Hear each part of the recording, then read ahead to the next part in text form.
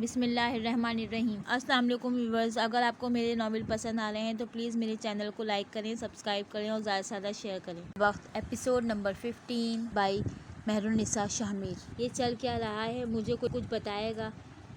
میں تمہارا بھائی ہوں، تمہارا وارث۔ میرے بغیر کوئی کیسے تمہارے رشتے کی بات کر سکتا ہے؟ اور ہارون بھائی آپ کب لائے رشتہ؟ میں کہاں تھا؟ وہ حیران سا سوال پہ سوال کیے گیا۔ میرا پیارا بھائی، حالے کو اس پہ پیار آیا تھا۔ کتنی فکر ہے نا تمہیں میری، میں ایویں تم سے اتنا لڑتی رہتی ہوں، اب پکا تمہیں کبھی تنگ نہیں کروں گی۔ کتنا اچھا ہے نا میرا بھائی، ہارون نے تائید چاہی تھی۔ میں رشتہ نہیں لایا، سفیر اور حالے کی بات ہو رہی ہے، وہ سنجیدہ سا بولا تھا۔ ان دونوں کا نام ساتھ لیتے ایک دل 1000 بار ٹوٹا تھا۔ کیا؟ وہ چلایا تھا۔ نہیں، یہ کیسے ہو سکتا ہے؟ میں یہ ہونے نہیں دوں گا۔ تم سفیر بھائی سے شادی نہیں کر سکتی۔ میں کرنے ہی نہیں دوں گا۔ کیوں نہیں کر سکتی؟ بتانا پسند کرو گے گینڈے؟ وہ تپ کر بولی تھی۔ تم ہارون بھائی سے شادی کرو اور رخصت ہو جاؤ سلطان منزل سے، آئی سمجھ؟ وہ دو ٹوک لہجے میں بولا تھا۔ ہارون نے مسکراہٹ دبائی تھی، جبکہ حالے کو تو آگ ہی لگ گئی تھی۔ میں نے ابھی جوتا اتارنا ہے اور تمہارے سر پہ مارنا ہے۔ تمہیں آخر تکلیف کیا ہے میری اور سفیر کی شادی سے؟ تکلیف ہی تو ہے، آدھی زندگی تو تم میرے سر پر مسلط رہی ہو، اب سفیر بھائی سے شادی کر کے سلطان منزل کی ملکہ بن جاؤ گی، اور میری نہ پہلے کوئی عزت تھی نہ اب ہوگی۔ کیا کیا نہیں سوچا تھا میں نے؟ تم ہارون بھائی سے شادی کر کے چلی جاؤ گی اور میں سلطان منزل کا بے تاج بادشاہ بنوں گا، لیکن تم سے کہاں برداشت ہوگی میری حکومت۔ میں نہیں جانتا، تم اس رشتے سے انکار کر دو۔ بادشاہ تو تم پھر بھی نہیں بن سکتے، سفیر تم سے بڑا ہے، اس کی ہی حکومت ہوگی سلطان منزل پر۔ وہ اس کو تپانے کو بولی تھی۔ ہاں ٹھیک ہے، وزیر ہی بن جاتا ہوں، وہ بھی مجھے قبول تھا، وہ منہ بسور کر بولا تھا۔ بکو مت حسن غلام، چلتی گاڑی سے دھکا دے دوں گی تمہیں، اب آواز نہ آئے تمہاری۔ ہاں ہارون، تم کیا بتا رہے تھے؟ وہ اس کو ڈپٹ کر ہارون کی جانب متوجہ ہو چکی تھی، جبکہ حسن اس کو بے بسی سے دیکھ کر رہ گیا تھا۔ اس کے تو سارے خواب ہی ٹوٹ گئے تھے۔ وہ پانچوں شہر کے ایک بہت مہنگی ڈائمنڈ شاپ میں موجود تھے۔ حسن خاموشی سے ایک سنگل صوفے پر بیٹھا تھا، مہر بھی اس کے ساتھ والے صوفے پر مخمون سی بیٹھی تھی۔ حالے کاؤنٹر کے سامنے کھڑی اپنے لیے کچھ پسند کر رہی تھی۔ ہارون کے ساتھ ہی کھڑا تھا، جبکہ سفیر ان کے ذرا فاصلے پر ایک کال سننے ٹھہر گیا تھا۔ ہارون نے حالے کے لیے انگوٹھی پسند کر لی تھی۔ وہ حالے کی ہر برتھ ڈے پر انگوٹھی ہی گفٹ کرتا تھا۔ حالے بھی اپنے لیے بریسلٹ نکلوایا تھا، وہی بریسلٹ مہر کو دکھانے وہ سامنے رکھے صوفوں کی جانب بڑھ گئی تھی۔ تبھی سفیر ہارون کے ساتھ آ کھڑا ہوا اور اس کے ہاتھ میں پکڑی انگوٹھی اچک لی۔ ہارون نے اس کو کھا جانے والی نظروں سے دیکھا تھا۔ یہ رنگ میں نے پسند کی ہے حالے کے لیے، تم کچھ اور دیکھو سفیر، وہ ناگواری سے بولا تھا۔ اب یہ مجھے پسند ہے، وہ انگوٹھی کو تنقیدی نظروں سے دیکھتا بول رہا تھا۔ ویسے بھی جب لڑکی ہی تمہاری نہیں رہی تو اس رنگ کا کیا کرو گے؟ ایک اور بات، حالے کو رنگ دینے کا اختیار بس میرا ہے، اب تمہیں چاہے کچھ اور دیکھ لو۔ یار ویسے ایک بات ہے، تم سے چیزیں چھیننا پتہ نہیں کیوں مجھے اتنا پسند ہے۔ وہ ہلکی سی مسکراہٹ کے ساتھ بول رہا تھا، جبکہ اس کی آنکھوں میں واضح طنز تھا۔ یہ رنگ خاموشی سے مجھے واپس کر دو سفیر، ورنہ اچھا نہیں ہوگا۔ اوہ، کیا کر لو گے تم؟ تمہیں پتہ ہے سفیر، میں پاگل ہوں، یہ بات آدھا شہر جانتا ہے۔ اگر تمہیں یقین نہیں ہو تو پھر میں یہ کروں گا، یہ کہ جو وہ سامنے انڈور پلانٹس کے بڑے بڑے گملے پڑے ہیں نا، انگلی سے گملوں کی جانب اشارہ کیا، یہ گملے اٹھا کر تمہارے سر پہ دے ماروں گا، اور اگر پھر بھی مجھے سکون نہیں ملا تو اس شاپ کی ہر دیوار میں تمہارے سر پر ماروں گا، اور پتہ ہے مجھے کوئی کچھ نہیں کہے گا۔ بتاؤ کیوں؟ اس لیے نہیں کہ میرا باپ سرکاری عہدیدار ہے، بلکہ اس لیے کہ وہ اسی کان کے پاس جھکا تھا، کیونکہ میں پاگل ہوں، وہ چبا چبا کر بولا تھا، پھر ہتھیلی کھول کر اس کے سامنے کی تھی، ساتھ کی ناکیوں سے اشارہ کیا تھا، رنگ واپس کرو۔ سفیر آنکھوں میں خون لیے اس کو دیکھتا رہا، پھر رنگ اٹھا کر اس کی ہتھیلی پر دے ماری تھی۔ ایک بات بتاؤں سفیر، تم چاہے کچھ بھی کہہ لو، لیکن میں جانتا ہوں تم حالے سے محبت نہیں کرتے۔ یہ فیلنگز کچھ بھی ہو سکتی ہیں، اٹریکشن، کرش، برتری، خواہش، کچھ بھی، لیکن محبت نہیں۔ وہ خاندان کی سب سے حسین لڑکی ہے، اسٹرانگ، اسٹریٹ فارورڈ، وہ بات کرنے کا فن جانتی ہے، وہ بات منوانا جانتی ہے، کسی بھی مرد کو زیر کر سکتی ہے، وہ عام نہیں۔ بس تم اس سے شادی کرنا چاہتے ہو کیونکہ تمہیں شروع سے ہی بہترین چیز کو اپنا بنانے کی عادت ہے، وہ چبا چبا کر کہہ رہا تھا۔ واہ یار، تم تو جینیس ہو۔ ٹو بی انوسینٹ، محبت کیا ہوتی ہے مجھے تو یہ بھی نہیں پتا۔ مجھے سب کچھ پلیٹ میں رکھا ہوا ملا ہے، پیسہ، مقام، پیار، ہاں اور حالے، وہ بھی مجھے مل جائے گی۔ ہارون، کیا ایسی کوئی چیز ہے جس کی میں نے خواہش کی اور وہ مجھے نہ ملی ہو؟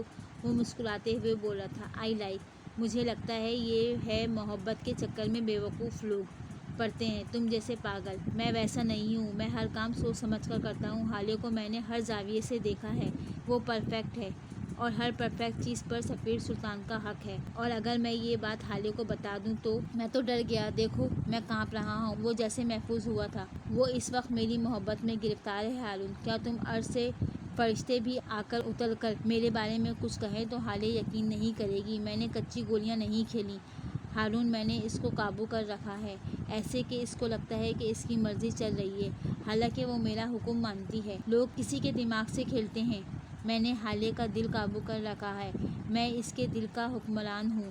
وہ عورت اپنے دل کے حکمران کے بارے میں کسی کی نہیں سنائی پہ یقین کرتی ہے۔ اپنے من پسند مرد کے گناہوں پر وہ کبوتر کی طرح آنکھیں میچ لیتی ہے، اس کے عیب ایسے چھپا لیتی ہے فرشتوں کو بھی نہ پتہ چلے۔ میں نے 4 سال انگلیوں پہ گنوایا ہے، 4 سال اس کو وہی دکھایا ہے جو وہ دیکھنا چاہتی تھی، اس کو وہی سنایا ہے جو وہ سننا چاہتی تھی، اور اب وہ نہ کسی کی سنے گی، نہ کسی کی دکھائی ہوئی چیز حقیقت مانے گی۔ وہ دل جلانے والی مسکراہٹ کے ساتھ بول رہا تھا۔ ہارون نے جواب میں کچھ کہنے کے لیے منہ کھولا تھا کہ تبھی انہوں نے حالیہ کو اپنی جانب آتا دیکھا۔ ہارون نے خود کو کمپوز کر لیا تھا۔ تم نے یہ رنگ پسند کی ہے کیا ہارون؟ اس کے ہاتھ میں موجود انگوٹھی کو دیکھتی پوچھ رہی تھی۔ ہاں کی تھی، لیکن اس پہ ابھی گن لگ گیا ہے، اس لیے یہ نہیں لیں گے، ہم کچھ اور دیکھ لیتے ہیں۔ اوکے۔ سفیر کا تو مانو خون ہی کھول گیا تھا جبکہ حالیہ محض سر ہلایا تھا۔ وہاں سے نکلنے کے بعد وہ سب مال گئے تھے۔ کافی دیر کی خواری کے بعد حسن اور ہارون کی شاپنگ مکمل ہو گئی تھی۔ مہر نے کچھ نہیں خریدا تھا کیونکہ حالیہ نے جو کچھ اپنے لیے لیا تھا وہی سیم اس کے لیے بھی لیا تھا۔ سفیر کو ہر 2 منٹ بعد کوئی نہ کوئی کال آ جاتی تھی جس کی وجہ سے اس نے ابھی اپنے لیے کچھ نہیں خریدا تھا۔ ابھی وہ کال سن کر آیا تھا۔ حسن تو مہر کو لے کر فوڈ کورٹ چلا گیا تھا، اس سے بھوک نہیں برداشت ہوتی تھی۔ حالیہ، ہارون اور سفیر تینوں اب ساتھ چل رہے تھے۔ اب ہارون بیچ میں تھا، حالیہ اور سفیر دائیں اور بائیں طرف۔ ہارون، یار ایک بات تو سنو۔ سفیر ایک دکان کے سامنے رک گیا تھا، ہارون اور حالیہ کو بھی رکنا پڑا۔ یار تم تو جانتے ہو ہم دونوں کی شادی ہونے والی ہے، وہ حالیہ کو دیکھتے مسکراتے ہوئے بول رہا تھا۔ تو تم شادی سے پہلے جو ٹائم ہوتا ہے نا، گولڈن ٹائم، ہم دونوں کو وہ اسپینڈ کرنا چاہیے۔ تمہیں نہیں لگتا کہ ہمیں ذرا اکیلے میں ایک دوسرے کے ساتھ کچھ شاپنگ کر لینی چاہیے؟ وہ ایسے کہہ رہا تھا جیسے وہ اور ہارون بچپن کے دوست ہوں۔ شیور، میں فوڈ کورٹ میں بیٹھا ہوں، حالیہ تم فری ہو کر آ جانا، اپنا فون آن رکھنا، یہ مجھے دے دو۔ اس نے حالیہ کے ہاتھ سے وہ واحد شاپنگ بیگ بھی لے لیا جس میں ہارون کا گفٹ تھا اور آگے بڑھ گیا تھا۔ آپ کو ایسا نہیں کہنا چاہیے تھا، مجھے اچھا نہیں لگا۔ ہم دونوں کے ساتھ بھی وہی باتیں کریں گے جو اکیلے میں۔ یار پلیز اب میرا موڈ اسپوائل مت کرو، چلو آؤ تمہیں کچھ خرید کر دیتا ہوں، وہ اس کا ہاتھ پکڑتے ہوئے بولا۔ حالیہ خاموشی کے ساتھ اس کے ساتھ چل دی۔ کچھ ہی دیر میں اس کا موڈ ٹھیک ہو گیا تھا۔ سفیر، یہ دیکھیں کتنا پیارا ہے، گلابی رنگ کا واحد کامدار جوڑا سفیر کو دکھاتے ہوئے کہہ رہی تھی۔ اس کے پیچھے ایک سیاہ آنکھوں والا دراز قد نوجوان بھی کھڑا تھا، اس نے سر پہ کیپ پہن رکھی تھی۔ سفیر کو دیکھ کر اس کی آنکھیں مشتبہ انداز میں سکڑی تھیں۔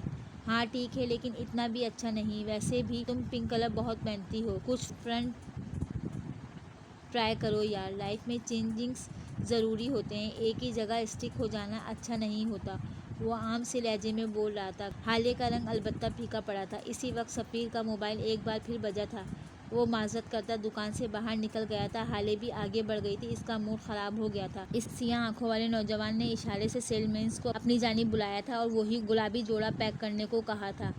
حالیہ اب سامنے والی دکان میں داخل ہو گئی تھی اور بے دلی سے ڈریسز الٹ پلٹ کر دیکھ رہی تھی جب اس کو اپنے عقب سے ایک شناسائی آواز سنائی دی۔ میں نے کہا تھا نا ہم پھر ملیں گے۔ اس کی آنکھوں میں چمک تھی، لہجہ پرسکون سا۔ حالیہ کرنٹ کھا کر مڑی تھی۔ تم یہاں کیسے؟ کیا اب ٹھیک ہو؟ تم نے مجھے پہچانا کیسے؟ او گاڈ، ہارون تمہیں دیکھتا تو خوش ہو جاتا۔ کیا واقعی؟ وہ حیران سی تھی اور تھوڑی پرجوش بھی۔ میں آپ کو لاکھوں کی بھیڑ میں بھی پہچان سکتا ہوں۔ اس کا لہجہ سادہ سا تھا۔ اس نے بس ایک ہی بات کا جواب دیا تھا، عمر تمہیں اس طرح دیکھ کر بہت خوشی ہوئی ہے مجھ سے زیادہ نہیں ہوئی ہوگی۔ وہ اس کو دیکھتے ہوئے بولا تھا۔ یکدم حالیہ کو یاد آیا وہ یہاں اپنی فیملی کے ساتھ آئی ہے۔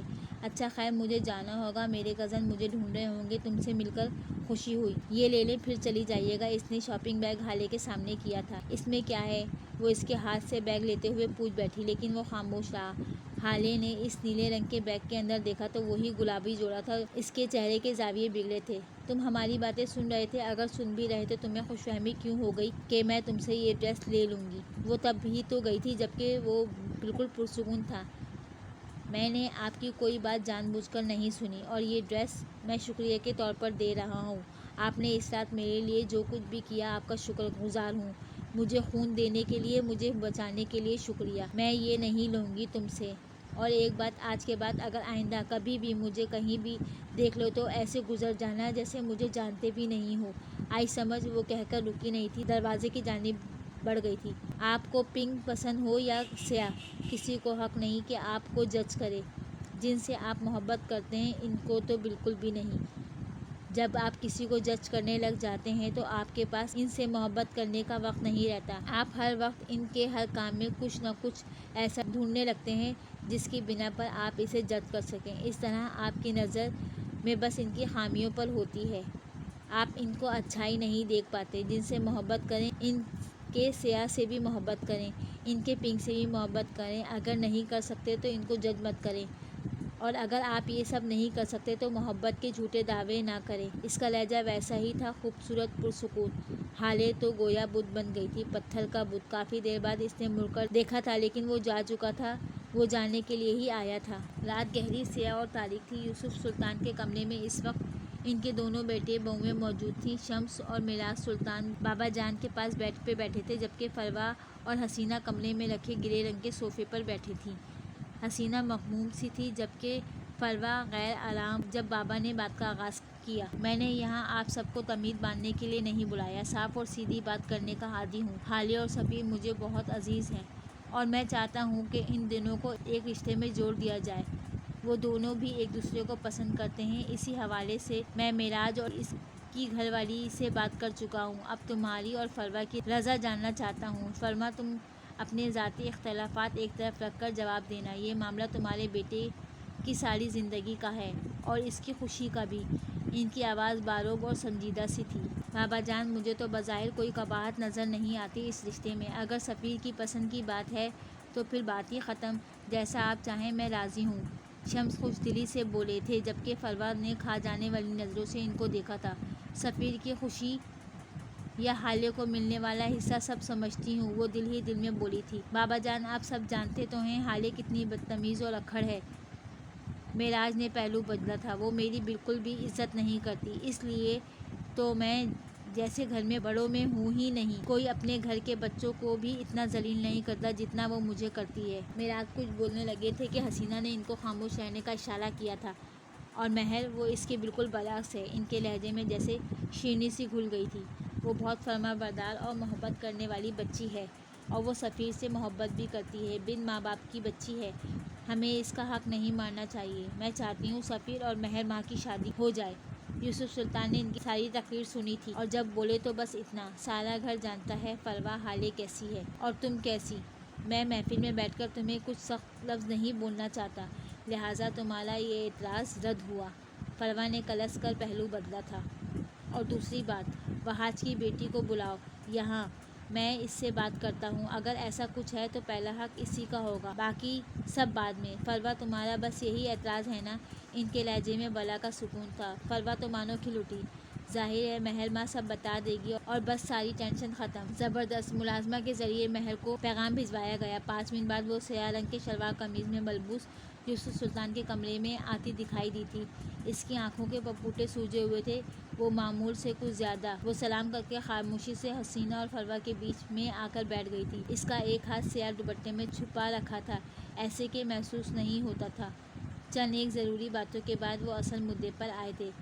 हम सफ़ीर और हाले की शादी के बारे में सोच रहे हैं, इसीलिए आपकी मर्ज़ी भी जानना चाहते हैं।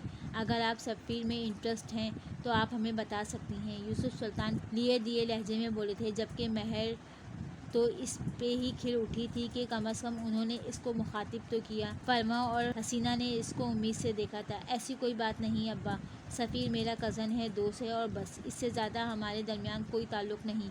वो ठहरे हुए लहजे में पुरसुकून सी बोल रही थी। अलबत्ता इसकी आंखें इसका साथ नहीं दे रही थी। इनमें वाज़े कब था, वो अपनी सारी ज़िंदगी की जमा पूंजी लुटा रही थी। हसीना बेगम ने इसको नम आँखों से देखा था। میری بیٹی کا ضرب اتنا اعلیٰ ہے جبکہ فروا وہ ابھی تک اس کے الفاظ ذہن میں ضبط کر نہیں پائی تھیں۔ لیکن میں نے تو کچھ اور سنا ہے۔ فروا نے مجھے بالکل الگ کہانی سنائی ہے، وہ سنجیدگی سے پوچھ رہے تھے۔ معراج خاموشی مگر چپتی نظروں سے مہر کو دیکھ رہے تھے۔ کچھ ان کو شک میں ڈال رہا تھا، کچھ تھا جو ان کو کھٹک رہا تھا، اور یہ بات سیدھی نہیں تھی، یہ معاملہ اتنا آسان نہیں تھا۔ کیسے کوئی اپنی متاع حیات اتنی آسانی سے دستبردار ہو سکتا ہے؟ مومانی جان کو ضرور کوئی مغالطہ ہوا ہوگا، ایسی کوئی بات نہیں۔ بابا جان اب بس یہ بات ختم کر دیں نا، بچی کہہ تو رہی ہے ایسی کوئی بات نہیں۔ یہ شمس تھے، ان کو ڈر تھا کہیں حالے جیسا اچھا چانس ان کے ہاتھ سے نہ نکل جائے۔ ٹھیک ہے مہر بیٹا، اب تم جاؤ، حالے اور سفیر کو بلا کر لاؤ۔ اب یوسف سلطان کا لہجہ نارمل تھا، وہ ڈائریکٹ آپ سے تم پر آ گئے تھے۔ مہر خاموشی سے اٹھ کر چلی گئی تھی۔ فروا اب تو کوئی اعتراض نہیں ہے نا تمہیں؟ بابا جان کی بھاری آواز ایک بار پھر گونجی تھی۔ فروا نے بامشکل جواب دینے کو منہ کھولا تھا۔ مجھے کچھ وقت چاہیے بابا جان، مجھے اس بارے میں سوچنا ہوگا، تبھی کوئی موزوں جواب دے پاؤں گی۔ تم نے جو سوچنا ہے سوچتی رہو، میں آج ہی حالے اور سفیر کی رسم کروں گا، یہیں اسی کمرے میں۔ ان کا لہجہ دو ٹوک تھا۔ تھوڑی دیر بعد حالے اور سفیر آ گئے تھے، ساتھ حسن اور ہارون بھی تھے۔ شاپنگ سے واپسی پر ہارون اپنے گھر نہیں گیا تھا، حالے کو اس نے روک رکھا تھا۔ تھوڑی دیر پہلے جس صوفے پر حسینہ اور فروا بیٹھے تھے، اب اسی صوفے پر یوسف سلطان بیٹھے تھے۔ آؤ بیٹا، حالے اور سفیر تم دونوں میرے پاس آ کر بیٹھو۔ دادا جان نے محبت سے ان دونوں کو پاس بلایا تھا۔ سفیر مطمئن سا، جبکہ حالے جھجکتی ہوئی ان کے پاس جا کر بیٹھ گئی تھی۔ اس نے میرون رنگ کی لمبی قمیض کے ساتھ سفید ٹراؤزر پہن رکھا تھا، سفید ہی دوپٹہ سر پر اوڑھ رکھا تھا، بال بیچ والی مانگ نکال کر کھلے چھوڑ دیے تھے، جبکہ سفیر گرے ڈنر سوٹ میں ملبوس تھا۔ وہ ابھی آفس سے آیا تھا، اس نے ابھی تک چینج بھی نہیں کیا تھا۔